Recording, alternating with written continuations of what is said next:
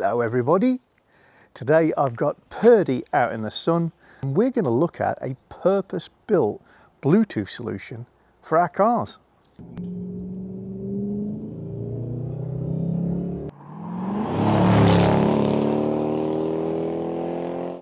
Lovely sunny day, so I thought I would work outside for a change, and it's given me a chance to give the garage a bit of a clean. So I'm going to take you in to show you what I've got. Well, regulars to the channel will know that I've actually got a Bluetooth solution in my Jaguar XK8 X100. Our cars are way too old to have Bluetooth connectivity, and in the past I've had a cassette tape adapter that generated a linkable Bluetooth signal and then acted as an FM transmitter so that you could talk to a channel on your radio. Since then I've installed a large screen which covers all that sort of stuff in my car, and that does an admirable job, but I'm fully aware it won't be to the tastes of everybody. I quite enjoy it. But we've always been lacking that easy, fully integrated solution that just give me Bluetooth in the car that I own and love. Well, one of our subscribers, Alex, hi Alex, and thank you Alex, has a company called Jagaux, and you can check them out, and they've got all sorts of little electronic solutions, gizmos, gadgets around the Jaguar range. And he sent me this mysterious brown box, which contains, I'm sure you will agree, a very professional looking box. We're going to aux in a 3.5mm jack socket. We've got two USB-A ports, one for charging your phone up, one for connecting to get media in. It's got a little LED on there. Turn it round. There's a microphone input, and there's a multi-plug input. And in the box we also have a harness which has the appropriate male for that multi-plug, and on mine has a DIN8 plug on the end. Now there are two different types of end on here depending on the year of your car. So if, having watched this, if I have a good experience and you think you'd like it as well, then be sure to go on Alex's website and give it the right details of the year of your car, or contact him direct, because there's an alternate ending for this depending on the year of your car. The kit also includes a 3.5mm jack, which will fit the aux in line, and we have a microphone which has got a little swivelable base with a 3M pad on it, and again a 3.5mm jack plug which we can put into the microphone socket, and a simple, but I've got to say clear little instruction book. The only criticism I can place on the instruction book is it's obviously a generic radio that it's describing, or head unit, rather than specifically ours. But the idea of this is this unit will allow you to connect to your car your Bluetooth device. So for most of us, what that really means these days is your mobile phone holds your music, or your podcasts, or whatever you want to listen to in the car, and you can connect to this via Bluetooth, as if this was your CD player. So almost all of the XK8s on the road, particularly in the UK, but I'm guessing it's going to be very much the same in most other regions as well, will have a CD multi-changer in the boot. So if you have a CD multi-changer, this could be a solution for you. Also, you can use this via Bluetooth to communicate with your phone and make phone calls. The microphone is obviously intended to pick up your voice, and there are instructions in the little manual how to use the controls on the head unit in our cars to pick up and put down, hang up is the word I was looking for, on a call. So I'm quite excited to fit this. I'm going to fit it kind of in parallel with what I've got in the car at the moment. I will disable what I've got so that you know this is working. And let's see just how easy this is to install. My instinct is it's so well thought through that installation is a kind of nothing. It's going to take me longer to access the back of the radio to plug that in than anything else. And then I instinctively think it'll take me a little while just to get used to the controls.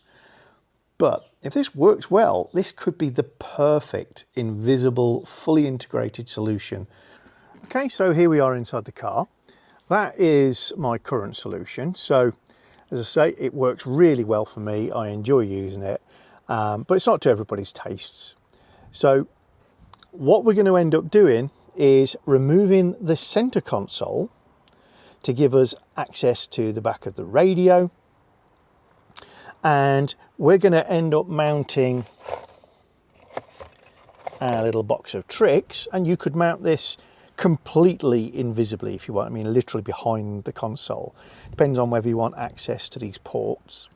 But I'm going to mount mine somewhere up here in the bottom of this tray. If you weren't like me and have got the very, very rare optional extra rechargeable torch, then I would suggest to you that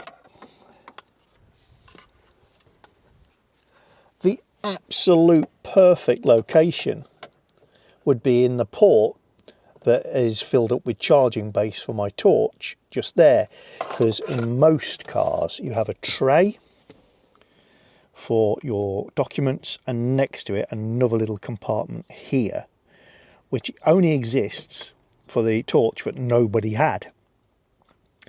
Later cars, like so many things, this tray was deleted, so you'd just be sticking to the underside of the airbag compartment. In a rather random pre-check, what you should do, because when we've done, you won't have control of your boot mounted CD changer. And whilst I think the eject button and everything else is going to be still usable, not an issue back there, it's probably wise at this stage to pop your boot. Bit a lot of mess in mine at the moment, I imagine. Oh, not too bad. There's the CD changer, which electronically and controls point of view, we're about to replace with a Bluetooth unit. You just want to open that hatch, press that button, and take out the cartridge to liberate any CDs that you have in the various trays. Okay, next step, in the back seats, you just want to pop off this cover, just pull at the bottom, should pop out, and release these two bolts. They're Torx, they are T30.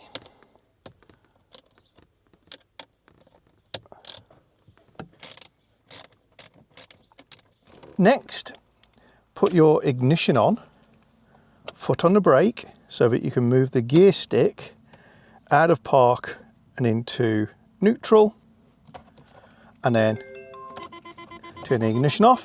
It'll alarm, but it'll stop in a minute.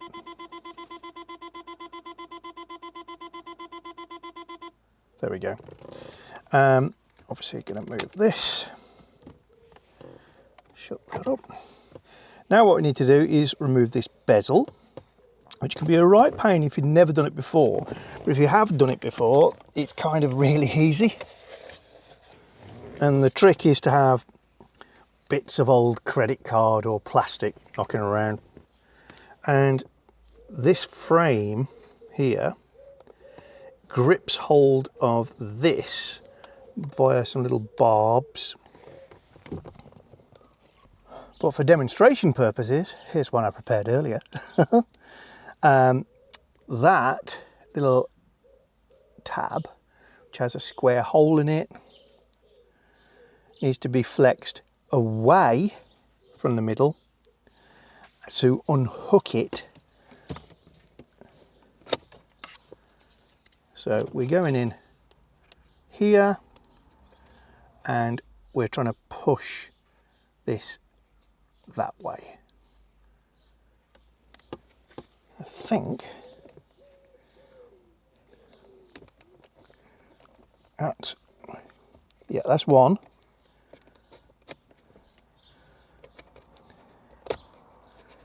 They're quite close to the rad, along the long end, but quite close to the rad.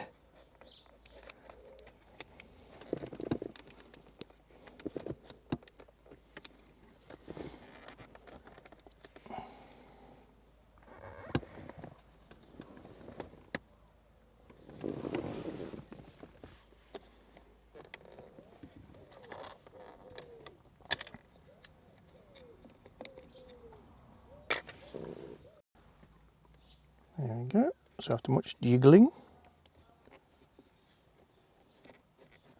we've done it. The switchgear is a very tight fit in the veneer, so careful how you pull that out.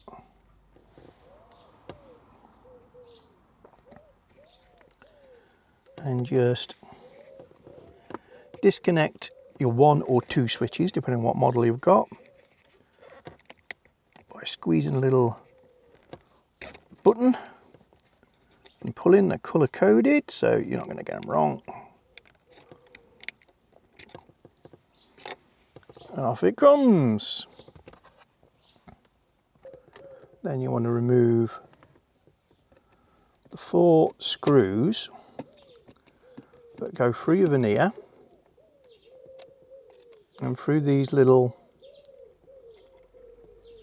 metal brackets. Just make a mental note of which way round they go. So there's cut down areas at the front on mine.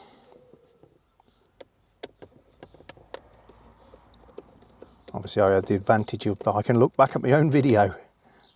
Not everybody's got that little luxury. So there's nothing stopping you. Turn your mobile phone on when you're doing jobs. Take photos, take videos. It's a good way of keeping track of where wires go, for instance, or routings of things. And then you can gently lift out your veneer. And again, you've got one clip here if you're a convertible, which holds the roof button, and we're off. Now, why did we go to all that bother? Just so we can reach those 2 T30 bolts.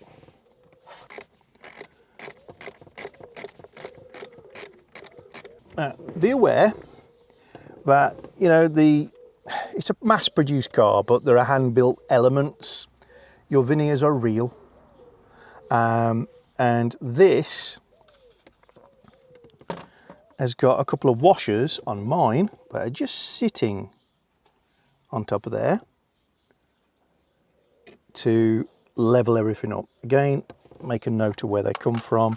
If you find any little shims or washers, it'll be to take squeaks and rattles or stop things from cracking, because they're going to pull up on square. So any of the really handmade elements, always be careful to look for shims. As soon as you've got those screws out, you can lift the whole unit out. But remember, you have a cigarette lighter in here and an illumination for the ashtray. So just lift the back of the center console up, reach underneath to disconnect two connectors. They just pull off. They can't be swapped over or reversed or anything, so you don't worry about that. And then once they're off, you can pull back, and this is why the gear stick needed to be in reverse, otherwise you wouldn't be able to get this out. And there we go.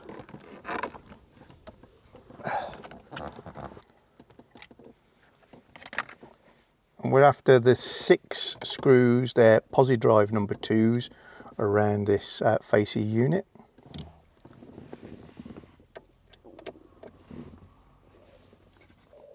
I did say it'll take longer to get to the back of the radio than anything else in this little project. So when you're doing this on your car, the 2 black wires here won't be there.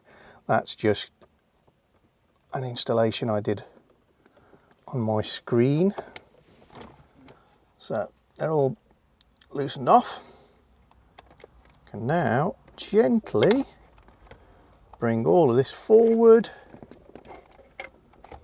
and out. So in the end I decided not to slide the radio out of its mounting, but to wrestle the whole thing forward like that, which meant just detaching this switch bank, which just pushes back. So we've got a heavy earth strap there, got that harness or loom there, and then we got this connector, which if I pull it out, that is the 8-pin DIN that is on my particular car. There's 2 sockets here, I know, a black and a white. We've come out the black one. That white one is a 6-pin DIN. Guessing that's for premium sound systems and stuff like that, but I'm not sure.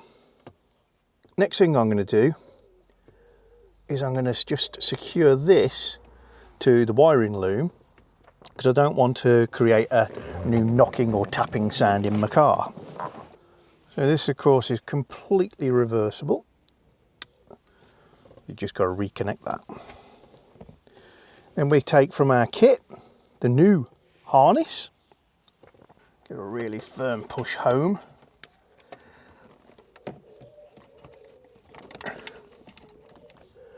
And realistically, you've just done 90% of the job there.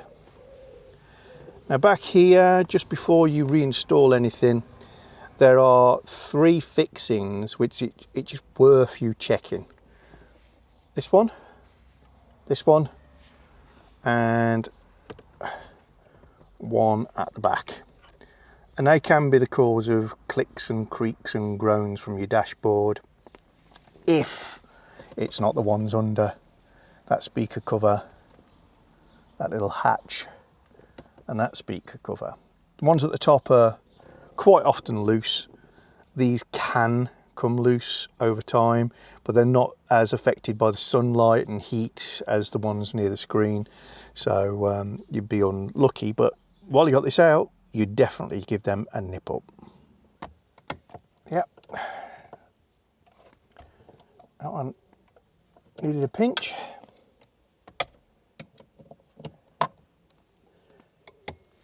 And that one did a pinch. They're 8s. And the one at the back is a 10 and is loose. I'm not going to crank it. It's pulling down on plastics at the end of the day, but it should be snug.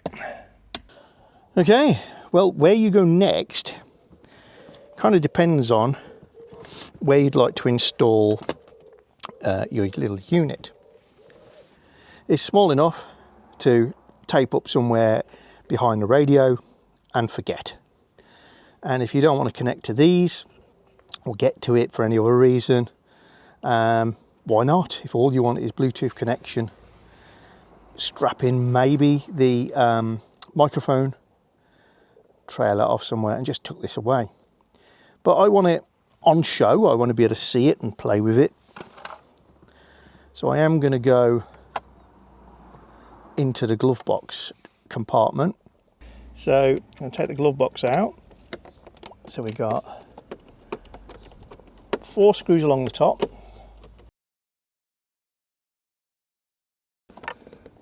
Right at the bottom there's 2 T30s, the outer most of all the fixings on either side of the glove box.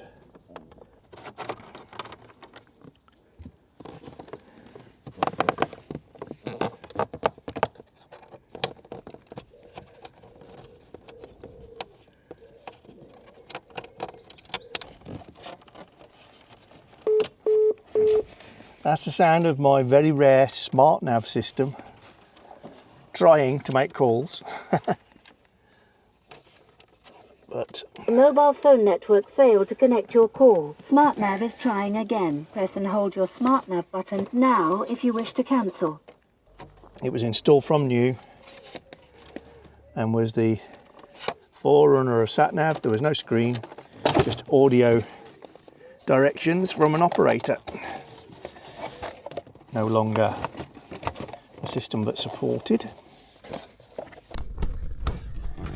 Okay, well, several hours have passed because you won't believe the amount of wiring and speakers and microphones and all manner of aerials that I removed from this car to finish off removing that early sat-nav system.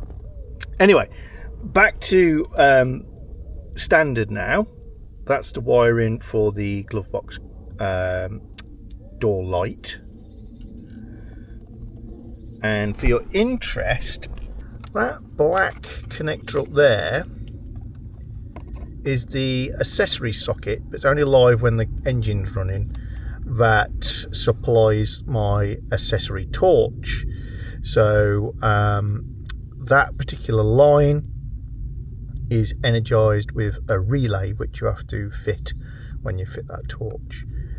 It's in the boot area. So I've removed the glove box, and with the glove box removed it was really easy to just take that wire from the 8-DIN plug and run it through here to the area that will be behind the glove box. Okay, so you rejoin me after a short break. So the wire is in the area beyond the glove box, the harness.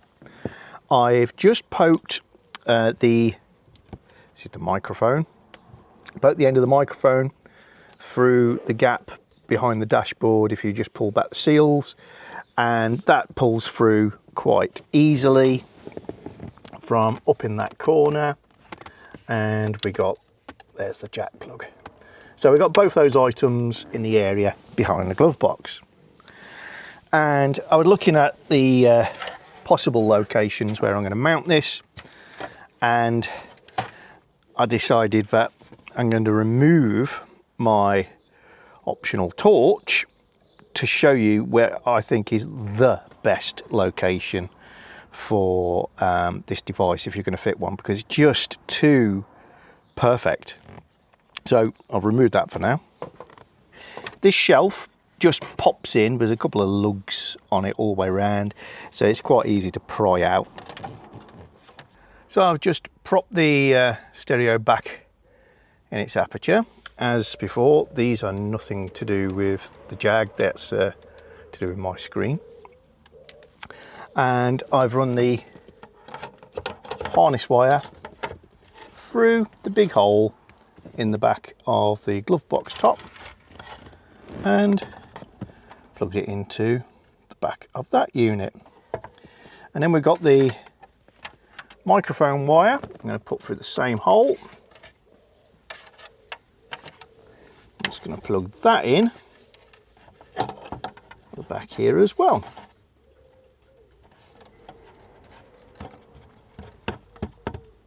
Now before I put this tray back, I'm going to stick the unit to the roof of the glove box. I'm going to have it that way up because the logos. Double-sided foam tape, which I'm just going to apply like so. And then we're going to stick this to the roof around there.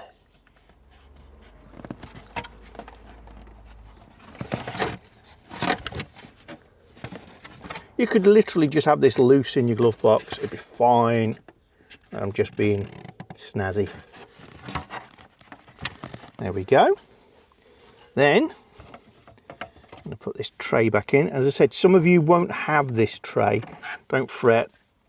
It's just yet another example of costing down. As the car's life went on, they took out all sorts of vanity panels, little features and extras for nice to have, but to be fair, not many people would notice they were missing. Another example is the fuse diagram on the lid of the big fuse box in the boot. Most people don't use the fuses, so they're not going to appreciate it or miss it. And as you can see, it's kind of perfect. Remember to hook up the wires to your glove box light, or you won't be able to see what you're doing. Offer the glove box up to the hole. Make sure you're not trapping any wires anywhere.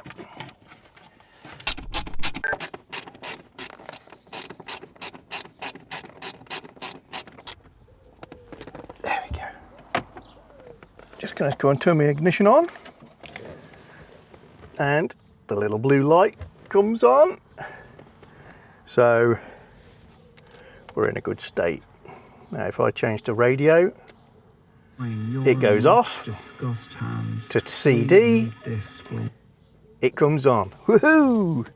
So now I'm just going to reinstall the glove box lid, put the center console back on, just the reverse of what you saw before, and then we'll rejoin this when we can see how it works. And I gotta say, I'm really pleased with how neat my install is. So just using that little tray where the torch previously was is perfect, and you can see the front of the unit. First of all, I do have this big screen, this monitor up here that does deal with Bluetooth stuff. So what I've done is I've disconnected it. This is its power line. I've disconnected it completely, so that is not working, so we don't confuse anything. And what we are looking at and listening to is what that little Bluetooth adapter in the corner is doing. So I've got my accessory position on my ignition, which means that's the radio. So just turn that down a second. So what I'm going to do is we're going to hit the tape or CD button to turn the CD on. And at the moment there's no light on there. Let's come over here.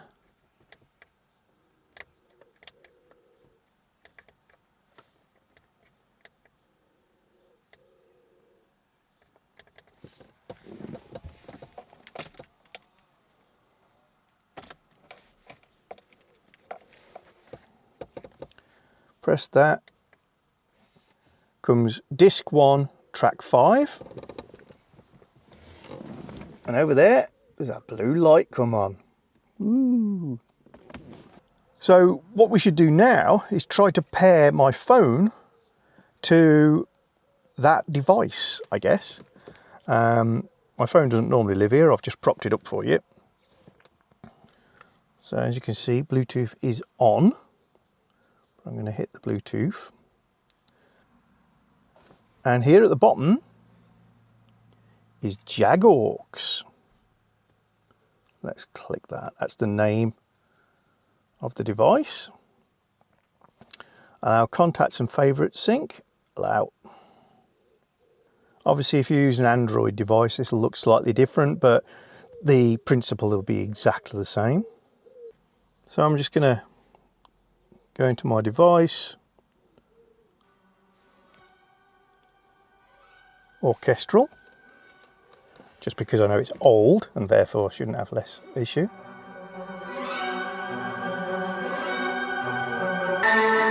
Well, I've got no idea if you're going to get any feeling for quality of sound, because microphone, speaker on your tablet or your phone or your computer, wherever you're listening to, but that is great. What I'm going to do now is I'm just going to use the controls on my dashboard. Let's go up. It changes track. It might seem crazy what I'm about to say.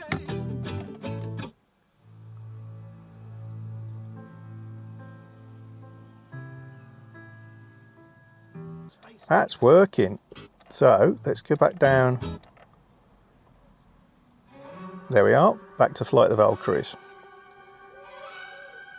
So that's working. Let's use our volume controls.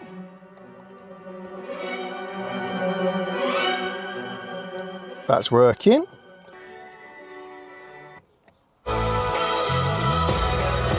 That's radio. That's medium wave, long wave, FM.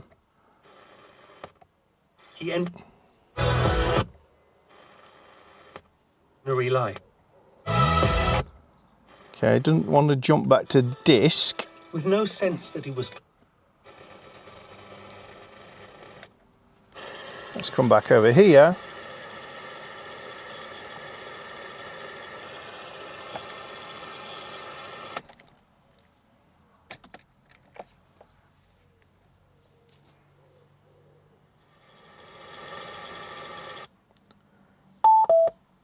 Just turn my ignition back off and on to get back to this.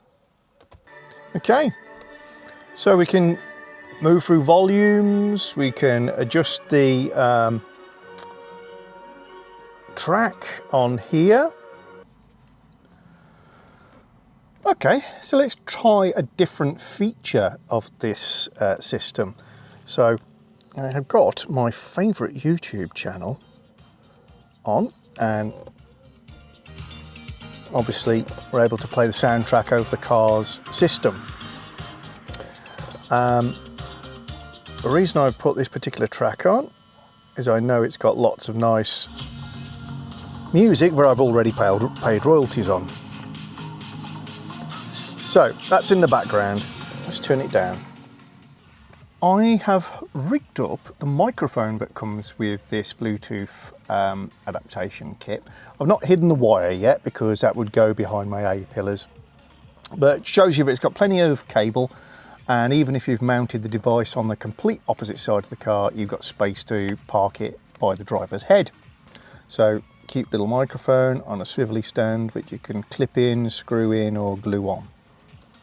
It does also come with a dashboard clip, so you can pop the microphone off its little foot, put it on that, and then clip that onto your air vents if you like. Now, to see how this works, what I'm going to do is, with this in the background, I'm going to go to my phone and I'm going to do... Welcome to the free voicemail service. You don't have any new messages. Main menu. To listen to your messages, press 1. Modify any distribution list. So press 4. that's essentially a phone call. Call alerts, If I want to hang up, or if you need more time, just press 8. I would do the track To leave a down. message for someone else, press 2. To end this call, you can just hang up. Main menu. To listen to your messages, press 1. To leave a voice message, press 2. To work with your voicemail greetings, press 3.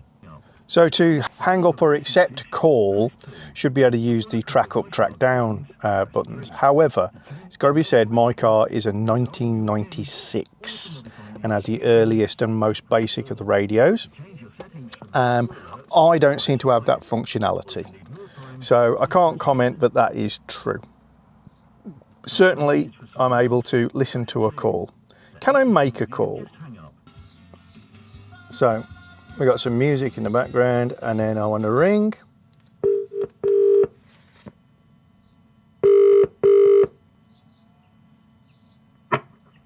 Hello, who is this, please? Hello, it is me. Can you hear me okay? Yes. Okay. Would you mind giving me a call, please? Oh, I'll see if it's in my schedule. Thank you. Bye-bye. Bye. So we've hung up.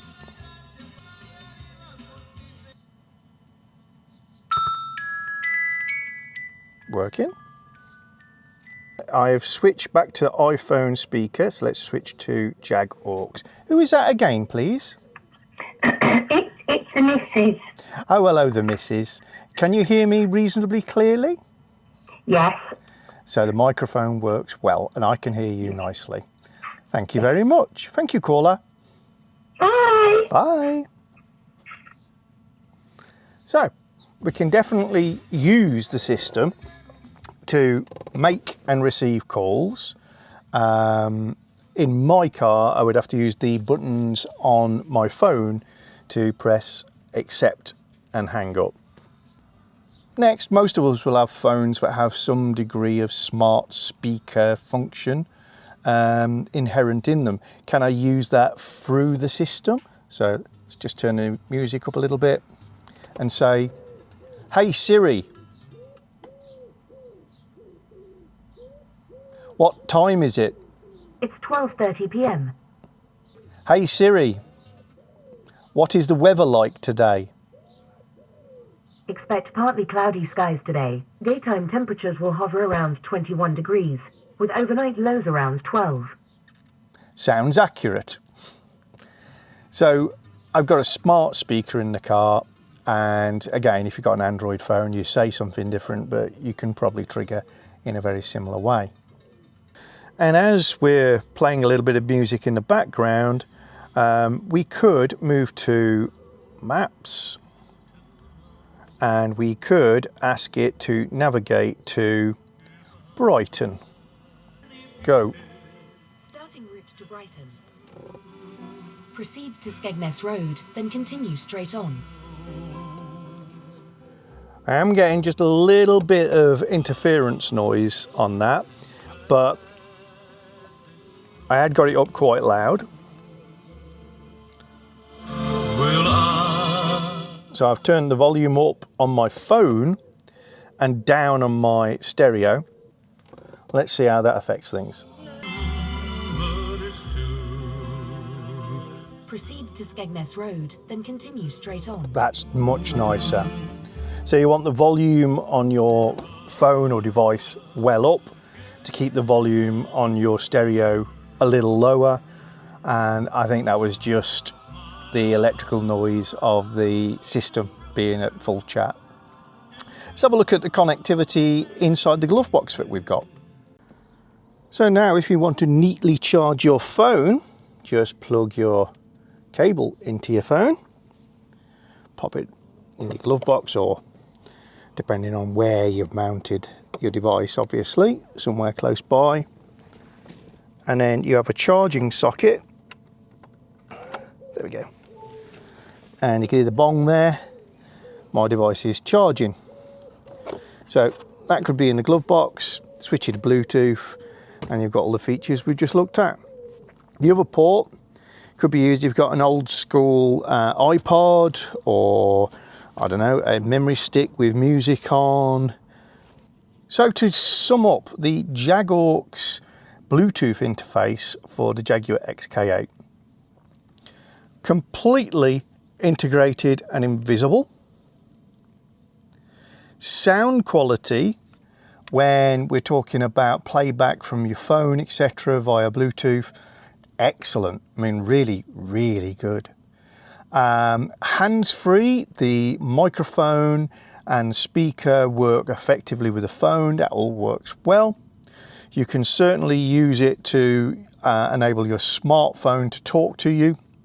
I'd say that integration with the controls that you have in the car is going to depend to a degree on the spec and year of your Jaguar XK8. I really can't comment beyond my car, but on my early car it's pretty clunky, and yes, you can make things work, but essentially you can next track, previous track, you can adjust your volume, and you can switch from your Bluetooth to your radio, etc.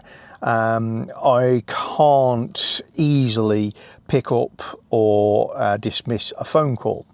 However, as a package, I think it works rather well. I do like the fact that it's such a neat little box, and you can pop it in that location where I've put it and use it as a charging port as well for your phone. I think for those who want a completely invisible kit, who are not interested in this sort of thing, then it's a really good way to go to get your modern sounds into your classic Jaguar XK8. Thanks very much to Alex for sending that over. I'm going to put the links in the description below this video if you want to see how much this device and other devices that Jagaux is offering for our Jaguar range. See you soon, folks.